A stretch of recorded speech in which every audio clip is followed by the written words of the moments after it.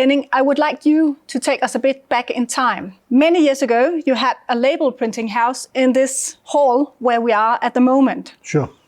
And that is also where Flexo Wash started. But why did you start Flexo Wash, and which issues did you have back then? The reason why I started Flexo Wash at that time, as you said, I had a label printing company and we needed some better tools for the cleaning. We couldn't buy anything except of some very simple dipping system, which didn't do a good job. So one of the printers that was really didn't like the dirty work of cleaning, he started up with a normal dishwashing machine. And that lasted probably a few days.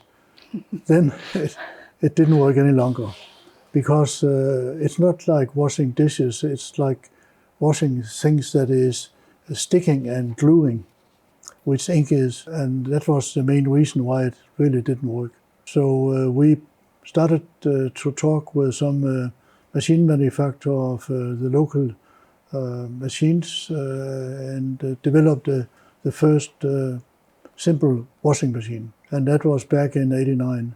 But we have made it some of our neighbor companies, which we had a good relations to, they wanted one also. So that's where our production started. So Flexo was started in a printing house? Actually a part of the printing house. Yeah. And the first few machines were sold in the name of EO Etikettryk, which was a label printing company.